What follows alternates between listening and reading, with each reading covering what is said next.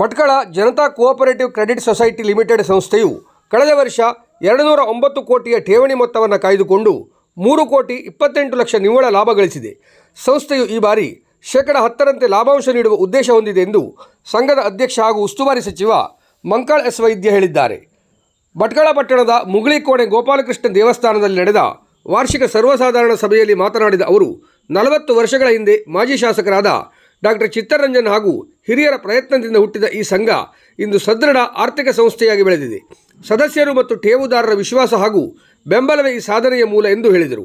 ಸಂಘದಲ್ಲಿ 32,876 ಷೇರುದಾರ ಸದಸ್ಯರಿದ್ದು ಒಟ್ಟಾರೆ ಸದಸ್ಯರ ಸಂಖ್ಯೆ 33,991ಕ್ಕೆ ತಲುಪಿದೆ. ಸಂಘದ ಷೇರು ಬಂಡವಾಳ 11,30,00,000ವಾಗಿದ್ದು ಸದಸ್ಯರಿಂದ 224 ಕೋಟಿ ಸಾಲ ಬಾಕಿಯಾಗಿದೆ.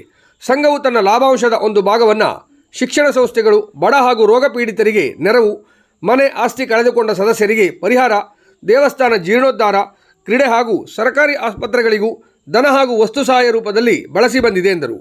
ಪ್ರಸ್ತುತ ಸಂಘವು ಪ್ರಧಾನ ಕಚೇರಿ ಸೇರಿ 17 ಶಾಖೆಗಳನ್ನು ಹೊಂದಿದೆ ಎಂದರು. ಈ ಸಂದರ್ಭದಲ್ಲಿ ಬ್ಯಾಂಕಿನ ಉಪಾಧ್ಯಕ್ಷ ಪರಮೇಶ್ವರ್ ದೇವಾಡಿಗ, ನಾಗಪ್ಪ ಬೊಮ್ಮನಾಯ್ಕ್, ಕೃಷ್ಣಾ ನಾಯ್ಕ್, ಕೃಷ್ಣಾನಂದ್ ಪೈ, ಪರಮೇಶ್ವರ್ ನಾಯ್ಕ್, ವೆಂಕಟರಮಣ ಮೊಗೇರ್, ತಿಮ್ಮಪ್ಪ ನಾಯ್ಕ್, ರಾಮಚಂದ್ರ ಕಿಣಿ, ಅಲ್ಬರ್ಟ್ ಡಿಕೋಸ್ತಾ, ಲಕ್ಷ್ಮೀ ಮಾದೇವ್ ನಾಯ್ಕ್, ವಿನಾಯಕ್ ನಾಯ್ಕ್ ಸೇರಿದಂತೆ ನೂರಾರು ಸದಸ್ಯರು ಉಪಸ್ಥಿತರಿದ್ದರು. 85ರಲ್ಲಿ ತಮ್ಮೆಲ್ಲರ ಆಶೀರ್ವಾದದಿಂದ ಇವರೆಲ್ಲರೂ ಸೇರಿ ಒಂದು ಬ್ಯಾಂಕನ್ನು ಮಾಡಿ ಇಲ್ಲಿಯ ಜನಕ್ಕೆ ಅನುಕೂಲ ಆಗಬೇಕು, ಅದರಲ್ಲೂ ವಿಶೇಷವಾಗಿ ಸಾಮಾನ್ಯ ಜನರಿಗೆ, ಬಡವರಿಗೆ ಇದರಿಂದ ಪ್ರಯೋಜನ ಆಗಬೇಕು, ಉದ್ಯೋಗನೂ ಸಿಗಬೇಕು, ಉದ್ಯೋಗ ಕೊಡುವಂಥ ಜನರಿಗೆ ಅನುಕೂಲ ಆಗಬೇಕು ಅನ್ನುವಂಥ ನಿಟ್ಟಿನಲ್ಲಿ ಈ ಸಂಸ್ಥೆಯನ್ನು ಹುಟ್ಟಾಕಿತ್ತು. ಅದರಲ್ಲಿ ಲಕ್ಷ್ಮಣ್ ಮೊಗೇರ್ ಅವರು ಇದ್ದರು. ಅದನ್ನು ಇಲ್ಲಿ ತನಕ ತಾವೆಲ್ಲರೂ ಸೇರಿ ಇಲ್ಲಿ ತನಕ ತಂದು ಅತಿ ಉನ್ನತ ಮಟ್ಟಕ್ಕೆ ಹೋಗಿದೆ. ಹೆಚ್ಚು ಕಡಿಮೆ 500 ಕೋಟಿ ರೂಪಾಯಿ ಇವತ್ತೇ ಸಂಘ ವಹಿವಾಟು ಮಾಡ್ತಾ ಇದೆ. 208 ಕೋಟಿ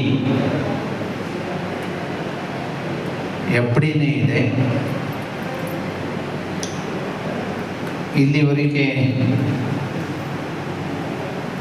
ಒಂದು 80 ಕೋಟಿ ರೂಪಾಯಿ ಲಾಭಾಂಶದಲ್ಲಿ ನಾವು ಇಟ್ಟಂಥ ಎಲ್ಲ ರೀತಿಯ